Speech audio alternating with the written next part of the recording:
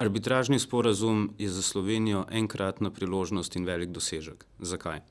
Uresničuje vse naše vitalne interese. Daje nam mejo, ki je trenutno nimamo, omogoča nam stik z mednarodnimi vodami, ki ga trenutno nimamo, daje nam priložnost za dobrososedske odnose in za pravično rešitev spora med nami in Hrvaško.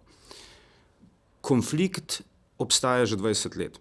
Poskusov je bilo ogromno, uspeha je bilo malo. Problemi se ponavljajo, vprašanje meje je vedno primerno za nabiranje političnih točk pred volitvami. V nedeljo vas zato v LDS-u vabimo, da izkoristite svojo pravico kot državljanke in državljani Republike Slovenije in nam pomagate enkrat za vselej rešiti ta spor. Pa si poglejmo še argumente nasprotnikov tega sporazuma.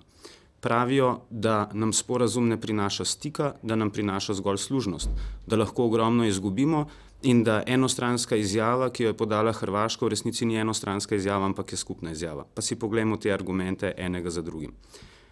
Arbitražni sporazum je pogodba in kot vsaka pogodba zelo jasno nalaga arbitražnemu tribunalu, kaj je njegova naloga. Ta naloga je, da Sloveniji dosodi stik z mednarodnimi vodami. Služnost v Sloveniji imamo že zdaj. Nenazadnje trenutno nimamo stika z mednarodnimi vodami, pa naše ladje mirno plujejo po vseh morjih. Lahko ogromno izgubimo, pravijo nasprotniki sporazuma. Trenutno nimamo izgubiti kaj, saj ne nadzorujemo območij na Dragoni, ne nadzorujemo Hotize, ne nadzorujemo Piranskega zaliva in nimamo stika z odprtim morjem. Torej, arbitražni sporazum pomeni, da lahko samo pridobimo. Enostranska izjava Hrvaške je bila resnično enostranska in kot taka nima nobenega vpliva na arbitražni sporazum, kar so nenazadnje jasno povedali tudi predstavniki Združenih držav Amerike in Švedske, na katere se je opozicija sklicevala.